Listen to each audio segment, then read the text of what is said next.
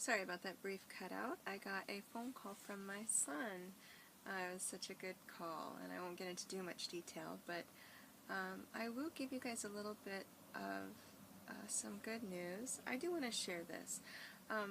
My son has expressed interest in possibly moving in with me, which is a big deal because he chose to stay with his dad and chose to be a witness, and he knows that I don't want to be a witness anymore, and he has said that that he might want to move in with me. And I'm not getting my hopes up. I know it looks silly, but I kind of am a little bit. But that's okay. I'm a mom. I can take it if he changes his mind. I still give him the freedom to choose whatever it is that he would like to do, although he is really expressing interest in being independent and being a thinker, critical thinker, and I'm all for that. Be a critical thinker. You can still be a Jehovah's Witness and do that until you realize that you can't be controlled, and then you try to figure out that you can't really be a Jehovah's Witness and do that. Or so I'm finding out anyways. The more I think for myself, the more I realize that this is not the truth. That the truth has to be out there. It has to be out there. It is out there. The more I learn, the more I think about, the more I realize that there is better truth out there. And I think in one of my future videos we will discuss reality, our perceived reality. I have a friend who has brought that to my attention, and we live in different forms of reality with fear and with control and with guilt. And so when we change our reality and have it be maybe happiness, and that's what our focus on, then perhaps our reality might change, and living in the present instead of the past, that's a reality issue as well. So that is something I'm planning on doing a future video on. In the meantime, back to healing. We have wounds that need to be taken care of, deep, terrible things, and sometimes we are not mentally well to handle this. This is where my suggestion of a therapist and a counselor comes in. There are a lot of people out there who, this is one of the reasons why I like to wear a hat. Hair gets in my face, sorry. There's a lot of people out there that really do want you to succeed, and people that can help you get through the grieving process. Some of these wounds are child abuse or partner assault. Some of them, we witnessed a lot of things. Perhaps it was severe corporal punishment as a child. Perhaps it was just the simple fact that you went without unconditional love. That in itself would mess up someone's mind. So if you feel like you're a little messed up, hey, we all are. And I welcome you with open arms. And just know that you are so important. Get some help. Talk about it. Get this stuff out. Get in that room. Pull one thing out at a time. Don't go in there and mess up the whole place. That's not gonna be a good idea. If you go in to that sad room, pull out one thing at a time. And maybe we just want to pull out that tiny little thing, or maybe we want to pull out the biggest thing that we can find. However we want to tackle it, don't do it alone. If you, for some reason or another, just need to visit, please do not use me for therapy or a counselor or anything like that. I am not qualified. But if you need just somebody to talk to or sort out some feelings, please send me an email. I would be more than happy to be a sounding board, like I had mentioned before. So these things should be cared for, not ignored, not swallowed, and certainly not put away for some other day. If you want to grow, if you want to get past this stuff, you are going to have to deal with it head on. And some people would even say embrace it or make love to it or whatever you want to say. You're going to need to give it the attention it deserves in order for it to fully heal. If you can think of it, like a gunshot wound, these are big wounds. These are not like little tiny paper cuts.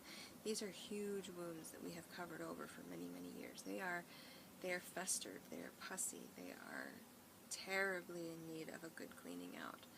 So when we take these memories and we deal with them, suppressed memories even at times, just make sure that you're prepared to go through the guilt process each time. It is painful and exhausting.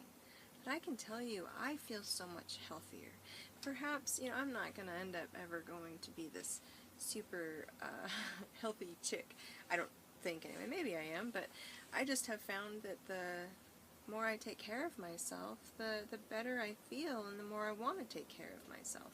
I hated salads. I used to hate salads, and the whole world has taught us to go eat fast food and to fill our food with terrible things. So, of course, we're taught to not care about ourselves, to not take care of ourselves, to run, and serve. Make money. Take some time for you. Don't sweat the big stuff right now. We're going to have to take these little bit by little bit. Work on your memories. If you want to send them in to me, or you want to write them down in a journal, I just encourage you to get this stuff out one way or another. Some people write it down on a piece of paper, and some of these things are terrible things. You have to swear in them, or you have to really get it out, and some people can write them down and then light it on fire. Don't start a forest fire or anything by any means, but do a little, whatever it is that you need to clear your mind or cleanse your soul, or however you want to call it. So many people have so many different ways to say it, but if there's a way that you can get this stuff out so you can look at it, cry over it, think about it, learn from it, and move on, because that is the past. That is guilt. You don't live with that. You don't deal with those people's consciences all the time. Those are things that happened in the past that we learn about and then we move on from, so we can grow as humans. We find ourselves in that vicious cycle, and I want to talk about that cycle a little bit more. We find ourselves on that ride, and you can get off that ride anytime.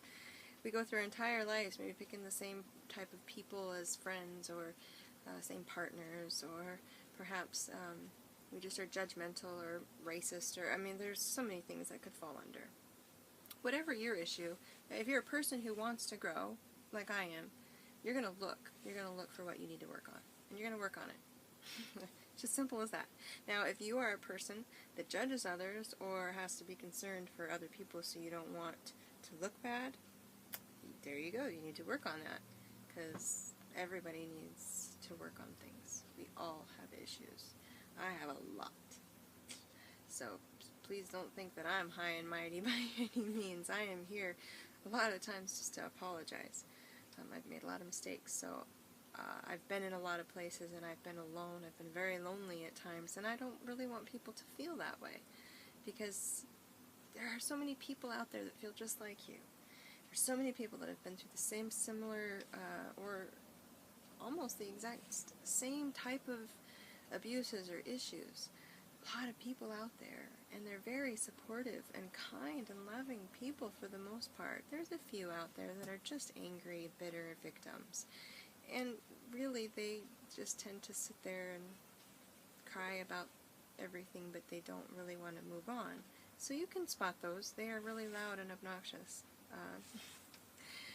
But if you want to move on and grow as an individual, you're going to have to deal with your issues. You're going to have to individually have to just go through. Once you have dealt with it and held it and really almost loved that little thing, you're able to let it go, because you have now realized, you've learned from it, you've applied it.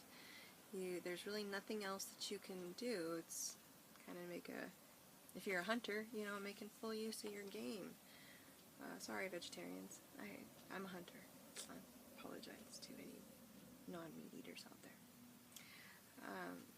But it's just important to know that you guys are not alone, and that if there's a way to heal, please put it in the comments. If you guys are on your way and you know of things that can happen that might help, please do leave a note so people can learn from it, and maybe I can talk about it in another video.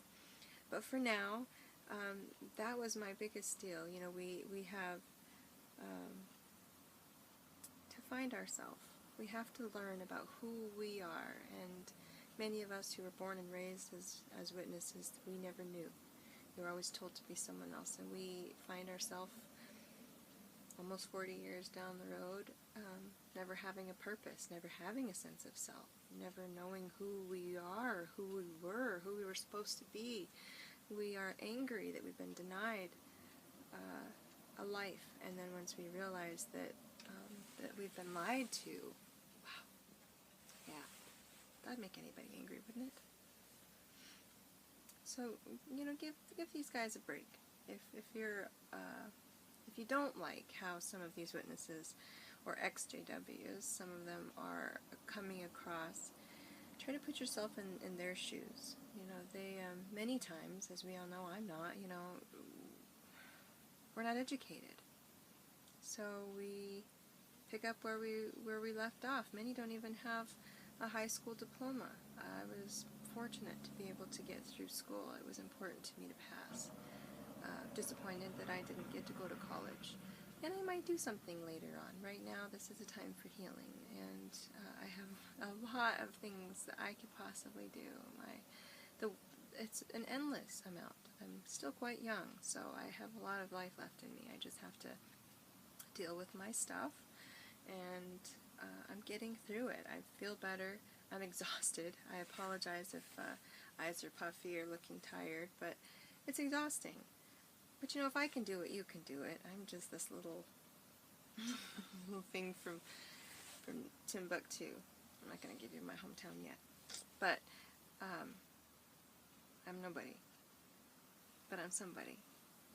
And that's what makes it cool, is because I am nobody. I'm probably just like most of you, who also feel like nobody. But just know I also am somebody. And so are each of you.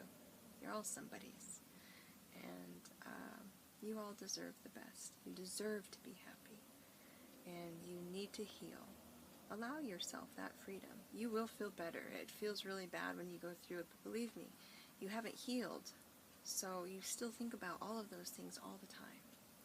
When we heal on our body, and we fully heal, much of the time, it depends on how deep the wound is, much of the time we don't even have a scar. But much of the time we do. And that scar doesn't usually still hurt. We might have some pretty bad wounds that still ache or give us trouble. But most of the time they're just a scar. A scar to remember what happened. A scar to think to yourself, well, you know, don't step on a nail. That hurts.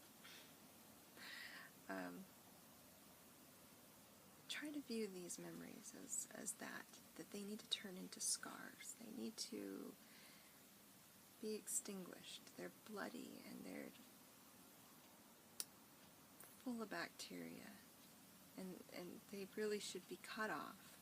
But if you really want to be whole and you want to grow, then take the time to deal with those things.